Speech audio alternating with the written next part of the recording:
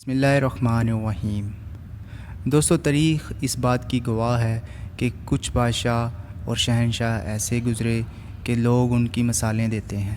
ان کی نیکی، ان کی رحم دلی اور ان کی انصاف پسندی کو آج بھی یاد کیا جاتا ہے۔ لیکن تاریخ اس بات کی گواہی بھی دیتی ہے کہ اسی طرح برے اور بے وقوف اور نااہل بادشاہ بھی تاریخ میں گزرے ہیں، جن کو لوگ آج بھی ان کی بے حیائی اور برے کاموں کی وجہ سے یاد کرتے ہیں۔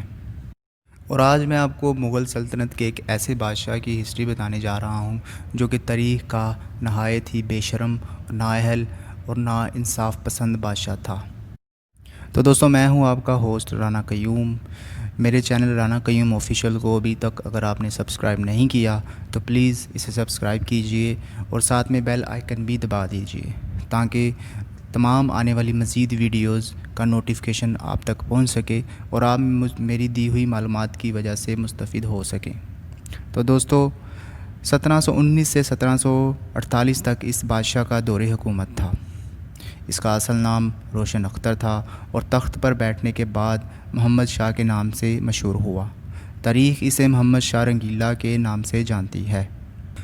ویسے تو اس نے تاریخ میں بے حیائی، نااہلی اور ناانصافی کی مثالیں قائم کی، لیکن اسے لکھنے کا بھی بہت شوق تھا۔ اس نے رنگیلا پیا کے نام سے ایک کتاب لکھی جس میں اس نے صرف گانے وغیرہ ہی لکھے۔ جیسا کہ پچھلی تمام ویڈیوز اگر آپ نے دیکھی ہیں تو میں آپ کو بتا چکا ہوں کہ شاندار شاہ کے دور حکومت کے بعد سے ہی مغل خاندان پر سید بھائیوں محمد علی حسن اور سید عبداللہ کا مکمل کنٹرول تھا، اور یہ بادشاہ محمد شاہ رنگیلا بھی سید بھائیوں نے ہی تخت پر بٹھایا تھا۔ محمد شاہ رنگیلا بہت رنگین مزاج اور نہایت ہی بے شرم اور رنگین قسم کا آدمی تھا۔ یہ اپنے محل میں ننگی لڑکیوں کے ساتھ ننگا گھومتا اور جب دربار لگاتا تو بھی بغیر کپڑوں کے درباریوں کے سامنے بیٹھتا۔ اس کے دربار میں ہر وقت موسیقی اور مجرے کی نازیبا محفلیں سجی رہتی۔ یہ دن رات شراب کے نشے میں دھت رہتا۔ جب محل سے باہر نکلتا تو تب بھی یہ ننگا اور بے پردہ باہر جاتا اور لوگ بھی اس کی تعظیم میں کپڑے اتار دیتے۔ یہی نہیں، اس نے کم ظرفی اور بے وقوفی کی انتہا کر دی۔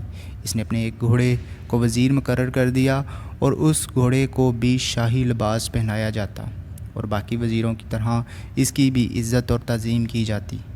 جس کو چاہتا اختیار دے دیتا اور اگلے ہی دن اس سے سارے اختیارات چھین لیتا۔ شاہ رنگیلا تاریخ کا بے شرم اور بے وقوف ترین بادشاہ تھا، لیکن اس نے اپنے دور حکومت میں ایک اچھا کام کیا، کیونکہ سید بھائیوں کا رعب اور بھربھرا پورے مغل خاندان پر تھا۔ اس نے چنکلیج خان کے ساتھ مل کر سید برادران کو قتل کرنے کا منصوبہ بنایا اور اس کے ایک فوجی حیدر درانی بیگ نے دکن میں سید برادران کو قتل کر دیا، اور اس طرح سید برادران جو کہ مغل تاریخ کے آخری دور میں کنگ میکر تھے اور اپنے عہدے اور غرور کے نشے میں تھے، ان کا خاتمہ ہو گیا۔ رنگیلا سید برادران کے خاتمے سے بہت خوش ہوا۔ اس نے چنکلیج خان کو اپنا وزیر مقرر کر لیا۔ چنکلیج خان ایک بہت ہی ماہر قسم کا وزیر تھا۔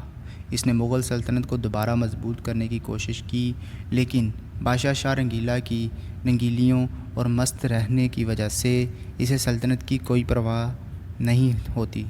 وہ ہمیشہ ناچ گانے اور طوائفوں کے درمیان خوش رہتا، جس کی وجہ سے چنکلیج خان بہت مایوس ہوا اور وہاں سے دکن چلا گیا اور وہاں جا کر ایک آزاد ریاست کی بنیاد رکھی، جسے آج ہم حیدرآباد کے نام سے جانتے ہیں۔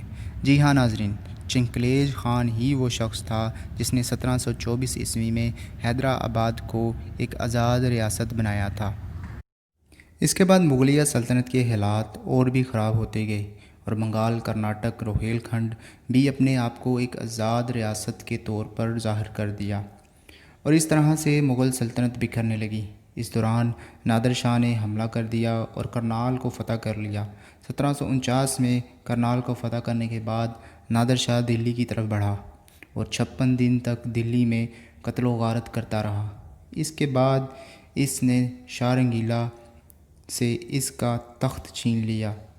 لیکن نادر شاہ ہندوستان میں زیادہ دیر رکنا نہیں چاہتا تھا، اس لیے وہ مغل سلطنت دوبارہ شاہ رنگیلا کو دینا چاہتا تھا۔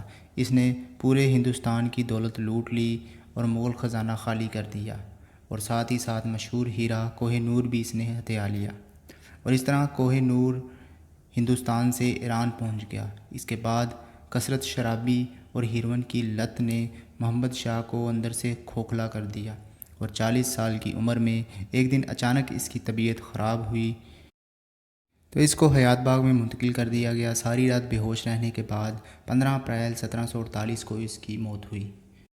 اسے نظام الدین اولیاء کے پہلو میں امیر خسرو کے پیروں میں دفن کیا گیا۔ تو دوستو یہ تھی ہماری آج کی ویڈیو۔ میری ویڈیو کو شیئر کریں، اس کو لائک کریں، اس کے اوپر کمنٹ کریں، اپنی رائے کا اظہار کریں، اور میرے چینل کو سبسکرائب کریں، اور اپنے دوستوں اور فیملی کے ساتھ بھی شیئر کریں۔ آپ کا دوست رانا قیوم، مجھے دیں اجازت۔ اللہ حافظ۔